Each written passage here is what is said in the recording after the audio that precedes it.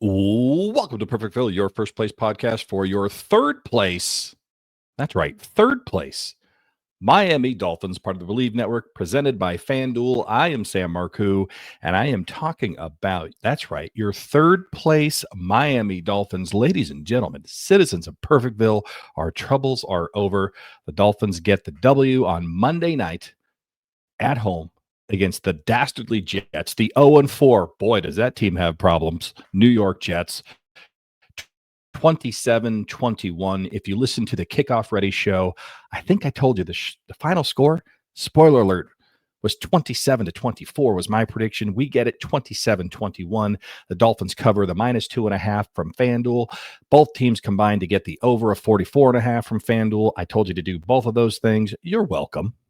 And the Miami Dolphins come out of this one a little bit better than the New York Jets. They looked good on offense. They looked good on defense, at least in some cases. They looked good in their rivalry uniforms. I think those colors popped underneath the lights there. I'd like to see more of it, especially since they're now undefeated in those colors, in that uniform, in those threads.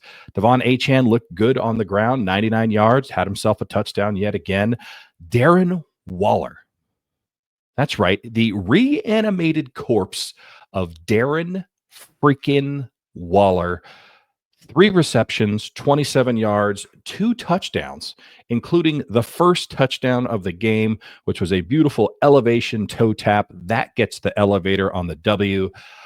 Wow, what a debut for Darren Waller. Here we are calling him Will Fuller. Here we are calling him Odell Beckham Jr. Here we are saying he's yet just another injured bust that Chris Greer, Mike McDaniel, and everybody else has forced upon us. And you know what?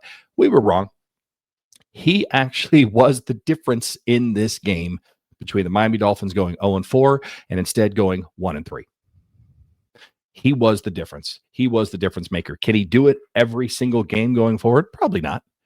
But he already paid for his contract with one game, which is amazing. What a game changer. What an amazing debut for Darren Waller for the Miami Dolphins.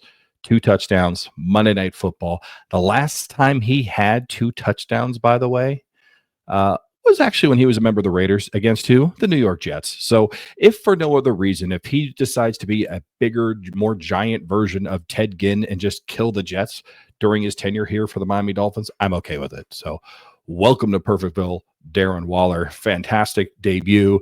But this victory was not all sweet and savory.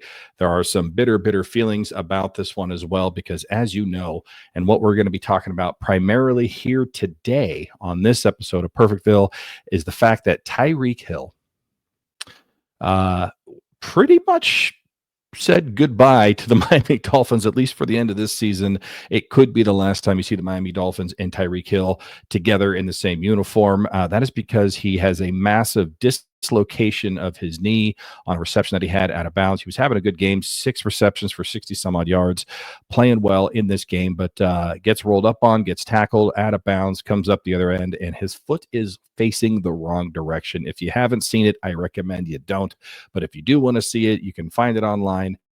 Get your barf bag ready, because it's not a pretty sight. Ladies and gentlemen, Tyreek Hill done for the year for the Miami Dolphins, which is a huge blow for so many reasons. Not only is he the playmaker for the Miami Dolphins, he might be the most, bombastic playmaker in the league right now. So the league loses a player and a star. The Miami Dolphins lose their best playmaker.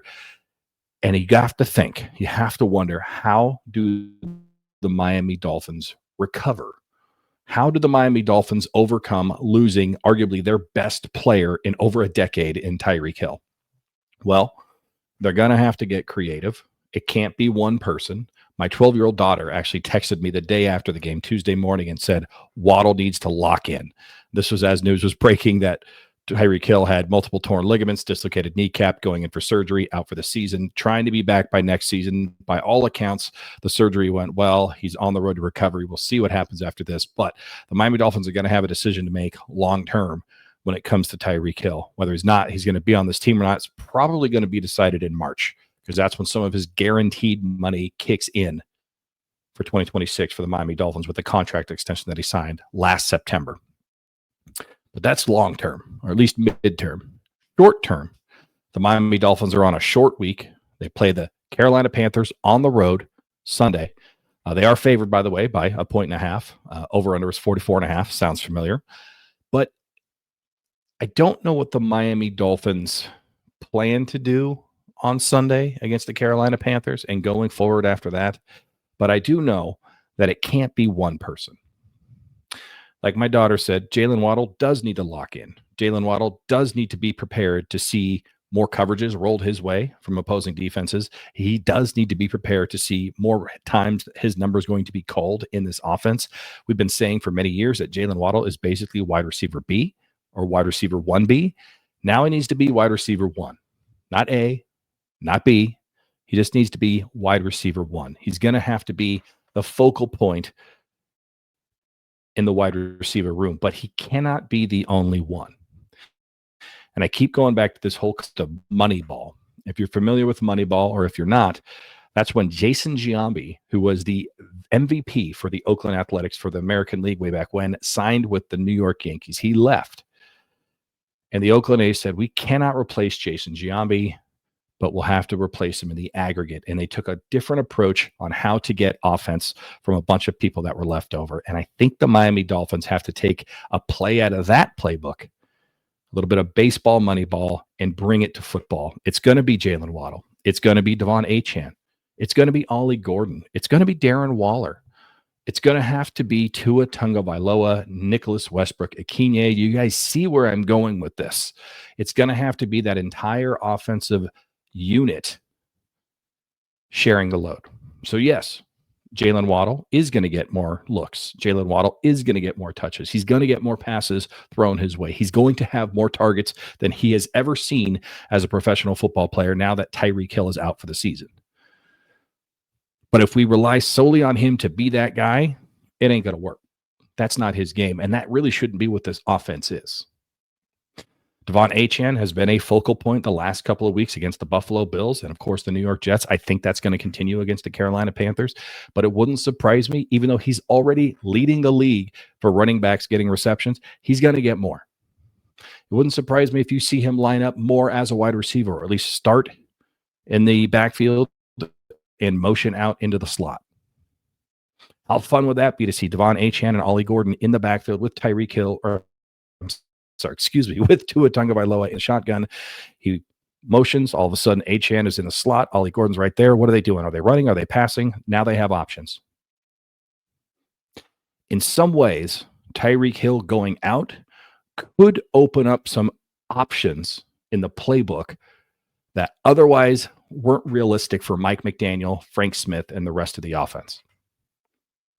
I know, maybe I'm just smoking the hopium, but I think there's an opportunity here for the Miami Dolphins on offense to show just how versatile they are, to show just how many parts and pieces they have in the cupboard that they haven't been able to use because there is a Tyreek Hill quotient. There is a vortex. There is a vacuum when Tyreek Hill is on the field. And one guy I haven't even mentioned yet, Malik Washington. If you're playing fantasy football right now and you need somebody to pick up, I'd pick up Malik Washington. This is a guy that has Tua Tagovailoa's trust. This is a guy who returns punts, returns kicks. He's the guy that they're doing the razzle-dazzle drop-offs and handoffs to him, and he's running around being that Deebo Samuel-type player for Mike McDaniel's offense. Malik Washington is going to see his time on the field expand. So it can't just be Jalen Waddle. It won't just be Jalen Waddle. It's going to be Jalen Waddle being wide receiver 1. This is his chance to be the leader. If you've been listening to this show at all this season, you know that me, Sam Marcoux, the founder of Perfectville, has been telling you that by hook or by crook, somehow, some way, Jalen Waddle was going to force the issue to be wide receiver 1 this season for the Miami Dolphins. Was I predicting an injury to Tyreek Hill? No, I was not. Was I predicting a trade of Tyreek Hill? Maybe. But I do believe in Jalen Waddle. I think this is a guy who has all the talent in the world. He gets banged up. He gets dinged up. But this is a guy who can catch everything that's thrown his way. He's faster than everybody not named Tyreek Hill. He can run the entire route tree. He gets out there and blocks. He's an energizer bunny. He's the guy that when the Fins win, the camera catches him, and he's the one saying, Fins win. Fins for the win. So Jalen Waddle has the opportunity not just to be wide receiver 1, but to be a leader, to be something that he has never been asked to do here for the Miami Dolphins and to be a vocal, visible leader. So I'm looking forward to seeing that progression from Jalen Waddle. I'm looking forward to see how he responds to being the quote unquote man in that wide receiver room. Malik Washington, aka Timu, Tyreek Hill, playing in the slot, that's exciting. That's intriguing. That's a place where he can thrive in this offense. Again, he has the trust of Tua Tagovailoa. He has the timing with Tua Tagovailoa. You look at how they were meshing in preseason, and you look at what he's done on limited snaps and limited availability so far in 2025. This is a guy who is looking and craving for more, and he's about to get it. So when I look at this offense without Tyreek Hill, it's scary. It's concerning. You aren't replacing Tyreek Hill. You cannot go out and trade for anybody. A.J. Brown, that's not going to happen. That's not even realistic. But even if you were to go out and get somebody, you're not going to replace Tyreek Hill. He had a special skill set. He had special things that only Tyreek Hill can do. Tyreek Hill does Tyreek Hill things. But could the offense in general become more well-rounded? Could the offense possibly be more efficient and more effective without Tyreek Hill being there? I think that's a possibility. Is it addition by subtraction? I'm not going to go that far. But I do think this offense has the ability, because of the timing routes, because of the responsibilities, if people do their job, this could be a pretty interesting offense to see in a couple of weeks. We'll see what's going to happen. I mean, we're going to find out quick. We're on a short week against the Carolina Panthers on the road. Like I said, favored on Fanduel by 1.5 right now. It does look like Jalen Waddle is going to be playing. It does look like Malik Washington is going to take that Tyreek Hill role. Darren Waller, we'll see how he does coming off of actual gameplay. He played 16 snaps. He had 3 receptions, 27 yards, 2 touchdowns. You'll probably start to see him do a little bit more. You're not going to ask him to block. He's going to be in there to catch touchdown passes, first downs, things of that nature. But you see Darren Waller on the field next to all of those vanilla midget wide receivers and running backs that we have. Holy smokes. He looks like a goddamn giant. He is a giant. He's 6'6". But he looks like a tangible target out there. We haven't had a receiver, tight end, running back, wide receiver of his size and his ability in a very long time that can just go up and get a 50-50 ball. That first touchdown pass that he caught from Tua Tagovailoa against the Jets on Monday night, no one else on our team can make that play. Not one person. Tua put that ball, basically threw that ball to Cuba. And Darren Waller climbed the ladder, grabbed it, and somehow had the athletic ability to get both feet down and then hold the ball through the entire process of that catch. That was one of the best catches I have seen in a very, very, very long time. Degree of difficulty, 11 out of 10. But that ball could only go where it was, could only be thrown in that tiny little window to split those defenders. Tyreek or Tua did that. Darren Waller did his thing, and boom, touchdown. So it'll be interesting to see what Darren Waller does going forward against the Carolina Panthers. Is he going to see a little bit more playing time? Is he going to see them same right around 15, 16 snaps? Does it matter the flow of the game, how much he plays? Or is they're going to say, look, he's on a snap count. He's going to get 20 to 25 snaps, and that's it. But the key is going to be this entire offense. They all have to rally around. And it's not just them. Look what Tua has done the last couple of weeks. Tua has been much more efficient, much more conservative. He's not taking as many chances as he has in the past. I think you're starting to see them do a little bit more rollouts and getting him out of that pocket because, quite frankly, that offensive line cannot be trusted, especially the right side, although I do think Cole Strange played quite well at right guard. Patrick Paul's playing great, playing all-pro level at left tackle. Aaron Brewer is just still hitting people on the Jets sideline right now to this day, a couple days later. So there are pieces that are coming together on that offensive line. But Tua has to be part of this too. He has to take on part of the responsibility of replacing Tyreek Hill's offensive production. He can't take chances. He can't just do the, fuck it, Tyreek's down there somewhere and throw it out there. Because Tyreek's not there. He isn't out there somewhere. So his timing has to be good. His rhythm has to be there. He has to trust that offensive line. I know that's easier said than done. He's got to plant his feet. He's got to give himself the opportunity and his wide receivers opportunities to catch the ball. Devon Achane, look, 19 carries. This guy takes hits and gets up. He avoids hits. He spins out. He's faster than anybody other than Tyreek Hill, just like Jalen Waddle is.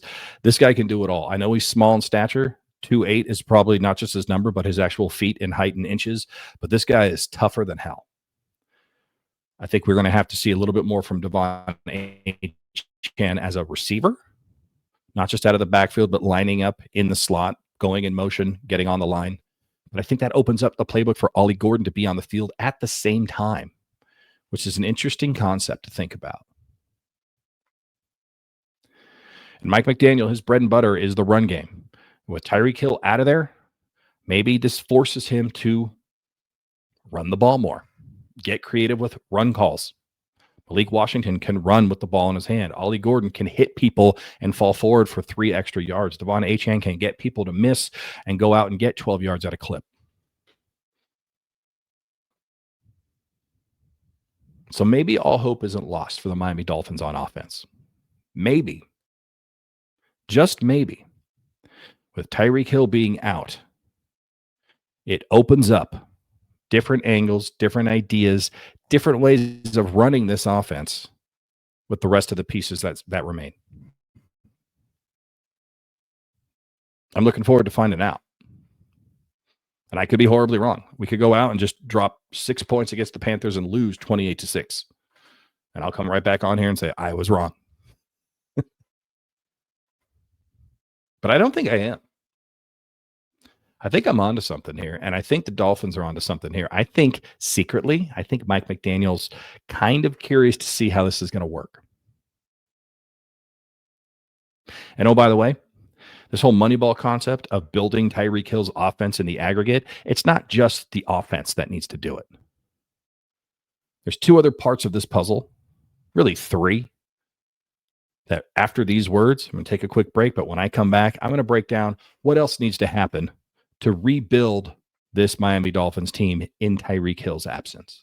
So stick around. I'll be right back right after these words. All right, welcome back. Sam Marcoux, town of Perfectville, BLEAV Network, first place podcast for your third place 1-3 Miami Dolphins, presented by Fanduel.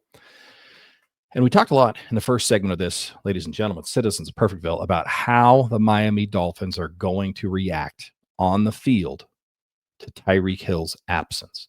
And as I talked about, this has got to be the Moneyball approach from the Oakland A's way back when. Jason Giambi left to sign with the Yankees, and they just knew we're not going to find another Jason Giambi. So we got to get creative with how we're going to have offense as it pertains to baseball. And what they really focused on, that whole concept, was we don't care about batting average. We care about on-base percentage. Do I care if he hits a single or if he walks? I do not. I just want him to get on base. So they found people that had high on-base percentages. And you know what? That formula rang true. They made the playoffs without Jason Giambi. So the Miami Dolphins have to find their own version of Moneyball on the football field. You can't replace Tyreek Hill. He's a special player with special skills that can run around the field and get himself open, catch the ball, make people miss, and every play could be a home run. But what you can do is focus on what your players do best and highlight that. Play to their strengths. And you'd be amazed what that will do to galvanize a team. So we talked about Jalen Waddle does need to be wide receiver 1, not just in terms of targets and receptions and running after the ball and catching the ball and getting touchdowns, but also as a vocal, visible leader. He has to do that. Malik Washington is going to be focused more so on the receiving game, as well as what he can do for the running game, and maybe not as much on kick returns and punt returns. We did sign Cedric Wilson Jr. Maybe he takes that on. Devon Achane, running back, you're going to focus on him. You got to get that guy 20 to 25 touches in the passing game and in the running game. Darren Waller, his role is going to expand. Julian Hill, maybe his role expands. Tua Tagovailoa has to do his part to help replace Tyreek Hill's production. We talked all about that in the first segment about the offense. But what about the defense? This defense, much maligned, certainly had their issues against the New York Jets. The New York Jets were able to run the ball at will with anybody. I could have put on a Jets uniform and gotten at least 5 yards per carry against this defense. That has to stop. They have to get better at that. That front seven, that front line is not what we thought they were. So they're going to have to get creative. Anthony Weaver is going to have to get creative. Weirdly enough, Rasul Douglas, Jack Jones, those veteran cornerbacks that we signed to be a patchwork cornerback and defensive back room, they're playing pretty damn well.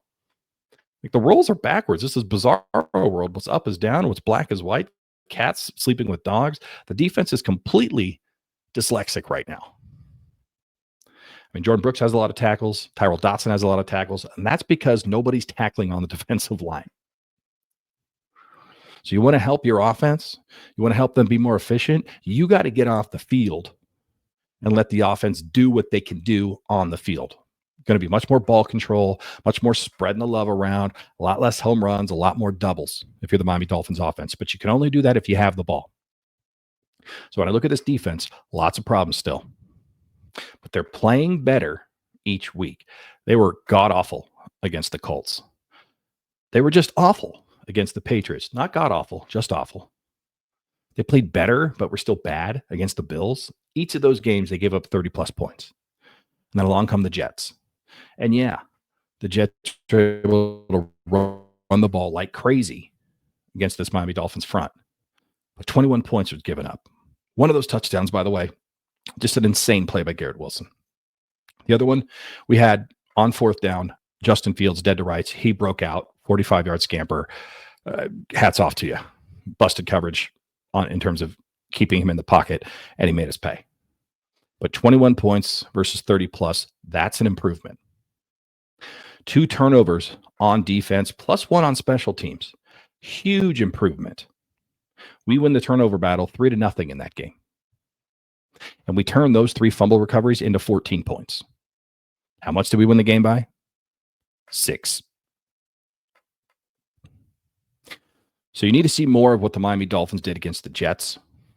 You need to see them improve week over week, just like they have been doing. I know the first 3 weeks were bad, but they did improve, believe it or not. So if you need to replace Tyreek Hill, part of this solution, part of this Moneyball idea is that your defense has to be part of the offense. They have to be able to turn the ball over. They have to be able to get off the field on third down and fourth down for that matter. They cannot give extra possessions, extra plays to opposing offenses. The team's not going to be that good that we can afford that we can absorb that. So part of replacing Tyreek Hill is playing better on defense. And when it comes to special teams, with the exception of a kickoff return against the Patriots, I've got no complaints. I think getting rid of Danny Crossman was the right move, and it's proven to be true. Jake Bailey has proven himself to be the right punter for us. I mean, hell of a job, Jake Bailey. Standing ovation for you Monday night against the Jets. Well done. How about Riley Patterson, number 47, the most awkward, weird number in football. But Riley Patterson has done exactly what they have asked him to do. He's gone out, he's kicked extra points, hasn't missed.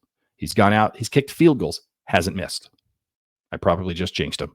My apologies, Riley Patterson. But you lose your superstar kicker, Jason Sanders, right before the season. You pick this guy up off the scrap heap, doesn't have a career that looks like anything worthwhile. He comes in, holds down the fort, kickoffs, love it. Great job, Riley Patterson. So the field position game came in big against the Jets. The special teams in general did their job. The defense played better, continues to improve, got turnovers for the first time this season. And then the offense, you're seeing different packages, different dynamics. Darren Waller brings a whole new dimension to this offense, something we haven't seen in a very long time. So you need Jalen Waddle to step up, be that leader. You need Tua to continue to be efficient and effective and trust himself in the process in terms of getting the ball to the appropriate person, going through his reads. This offensive line needs to continue to scheme and play better, just like they did against the Jets. We need to make sure that we can protect Tua, get him out of the pocket, whatever it is we need to do.